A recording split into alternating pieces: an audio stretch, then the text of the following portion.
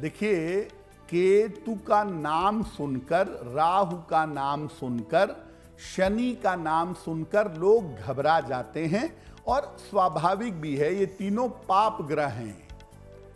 केतु का ज्योतिष में क्या मामला होता है और केतु कितना इंपॉर्टेंट है, कितना महत्वपूर्ण है।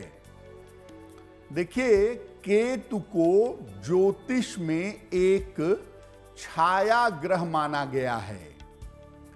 इसकी परिकल्पना की गई है सूर्य और चंद्रमा के आपसी संबंधों से। जो इक्लिप्टिकल पाथ है सूर्य का, चंद्रमा उसको जिन जिन बिंदुओं पर कट करता है वो बिंदु राहु और केतु हैं। अकेले जब केतु कुंडली में बैठता है तो इसका स्वभाव मंगल की तरह हो जाता है। कुजवत केतु यानी मंगल की तरह का केतु हो जाता है। और अगर किसी ग्रह के साथ बैठ गया तो उस ग्रह की शक्तियों में वृद्धि कर देता है। कैटलिस्ट प्लेनेट है। गूढ़ ज्ञान, आध्यात्म, मोक्ष, तंत्र मंत्र, आकस्मिक परिणाम, हिंसा और विस्फोट, इन तमाम चीजों से केतु का संबंध माना जाता है। व्यक्ति के जीवन के ऐसे रहस्य जिनका संबंध पूर्व जन्म से होता है उसे केतु बता सकता है। आपकी कुंडली में केतु की पोजीशन से पूर्व जन्म और इस जन्म के बीच को समझा जा सकता है। किसी व्यक्ति के अंदर जो क्षमताएं हैं, जो उसकी योग्यता है, उसका पूरा इस्तेमाल करने के लिए केतु की तरफ जाना पड़ेगा, यानी केतु की सहायता लेनी पड़ेगी। देखिए, ग्रहों के लक्षणों को समझ करके आप ये बड़ी आसानी से जान सकते हैं कि कोई ग्रह आपकी जिंदगी में शुभ परिणाम दे रहा है या अशुभ परिणाम दे रहा है। व्यक्ति का व्यक्तित्व उदास और मलिन हो जाएगा। अगर केतु के परिणाम शुभ नहीं होंगे तो व्यक्ति हमेशा बुझा बुझा, हमेशा उदास लगेगा, कई दिन से नहाया नहीं है, अजीब सा, ग्लूमी सा, बहुत बुझा बुझा सा दिखाई देगा। उसके अंदर ऊर्जा का अभाव दिखेगा, हमेशा थका हुआ, हारा हुआ, उसका मन भटकने लगेगा।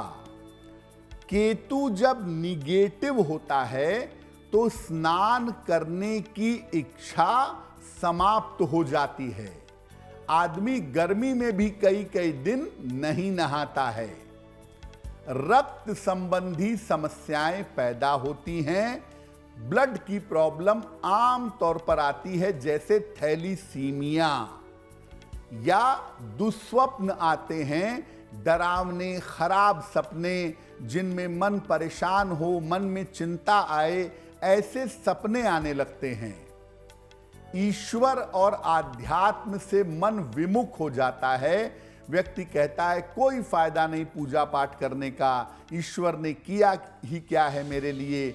भगवान की पूजा करना, वहां बैठना, ये सब बिल्कुल बंद हो जाता है। व्यक्ति भोगवादी होने लगता है। उसके मन में विचार आते हैं खाओ पियो ऐश करो, जो होगा वो देखा जाएगा।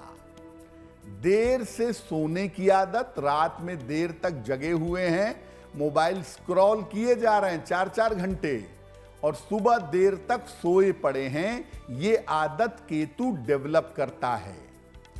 जिनका केतु निगेटिव होता है वो गलतियां बहुत करते हैं। देखिए, गलतियां कोई भी करता है, आपसे हमसे सबसे गलतियां होती हैं, लेकिन जो केतु जिसका निगेटिव होता है वो गलतियां करेंगे भी और गलतियां छुपाएंगे भी बहुत। यानी वो गलतियों को स्वीकार करके सुधार नहीं करते, वो गलतियों को छुपाते हैं और अगर आपने पकड़ लिया तो वो आपको ही उल्टे सीधी बात बोलने लगेंगे। तो केतु जब निगेटिव होता है तो आदमी की जो टेंडेंसी होती है, आदमी का जो स्वभाव होता है, चीजों को छुपाना, गलत काम करना, गलत चीजों में लिप्त रहना, मलिन रहना, स्पिरिचुअल टेम्परामेंट, चेहरे पर तेज और चमक, ये सब नष्ट हो जाता है। गणेश जी का केतु के साथ क्या संबंध है? और हम क्यों नहीं कह रहे कि भैया आप हनुमान जी की पूजा करिए, आप राम जी की पूजा करिए केतु के लिए, हम गणपति की पूजा ही क्यों कह रहे हैं? देखिए, भगवान गणेश के जन्म के समय भी वैसी ही घटना हुई थी जैसी राहु और केतु के जन्म के समय हुई थी। राहु केतु का जन्म कैसे हुआ था? स्वरभानु नाम का राक्षस था जिसका गला नारायण ने अपने चक्र से काट दिया, और गणपति का गला भगवान शिव के त्रिशूल से कटा।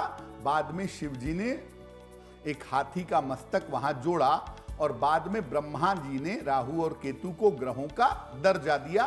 तो लगभग एक ही तरह की घटना है। गणेश जी की जो पूजा है, विघ्न विनाशक हैं वो, और गोपनीय से गोपनीय, डीप से डीप समस्याओं को वो हल कर सकते हैं।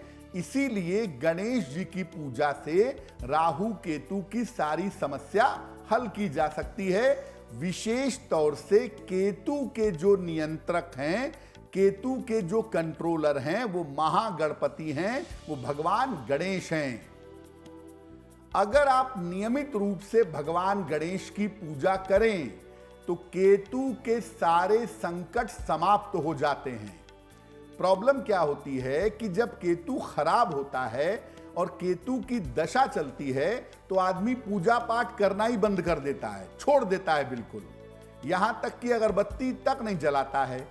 तो अगर वो थोड़ी बुद्धि काम उस समय भी करे, और अगर वो थोड़ा भी समय निकाल के गणपति की 5 मिनट ही पूजा करता रहे, तो केतु का नकारात्मक प्रभाव उसके ऊपर पड़ेगा नहीं। लेकिन होता क्या है कि जब ग्रह खराब होते हैं ना, तो बुद्धि भी उसी हिसाब से भ्रष्ट हो जाती है। तो आदमी को पता होता है कि इसका सलूशन क्या है, लेकिन आदमी उस रास्ते पे नहीं चलता और बाद में तकलीफ पाता है। देखिए, अभी चूंकि गणेश महोत्सव का समय चल रहा है, तो अभी आप उपाय करके केतु की समस्या को तुरंत बेहतर कर सकते हैं। गणेश महोत्सव में रोज शाम को भगवान गणेश को दूर्वा यानी दूब घास अर्पित करें। भगवान गणेश की रोज आरती करें। इसके बाद, ये तो आपको रोज करना है गणेश महोत्सव में, सुबह के समय या शाम के समय पहले गणेश जी के मंत्र का जप करें, ओम गंग गणपतये नमः। फिर केतु के मंत्र का जप करें, ओम कें केतवे नमः, या केतु का विशेष मंत्र है पलाश पुष्प संकाशम तारका ग्रहमस्तकम रौद्रम रौद्रात्मकम घोरम तम केतुम प्रणमाम्यहम। इसका भी जप कर सकते हैं। और जब आप मंत्र जप कर लें तो केतु के समस्या की शांत होने की प्रार्थना करें। ऐसा गणपति महोत्सव में करिए, लगातार 3-4 दिन भी कर देंगे तो केतु की बाधा दूर हो जाएगी। देखिए, ऐसा भी हो सकता है कि आपकी कुंडली में केतु की जो पोजीशन है वो बढ़िया ना हो। केतु अष्टम में बैठा हो, केतु बैठा हुआ हो पंचम भाव में, केतु लग्न को प्रभावित कर रहा हो, यानी परमानेंट निगेटिव हो। तो आपको ऐसी स्थिति में परमानेंट गणेश जी की पूजा नियमित रूप से करनी चाहिए। वो कैसे करेंगे? घर के पूजा स्थान पर पीले रंग के गणेश जी की मूर्ति रखेंगे। घर के पूजा स्थान पर पीले रंग के गणेश जी की मूर्ति रखिए। रोज सुबह उनके सामने घी का एक दीपक जलाइएगा।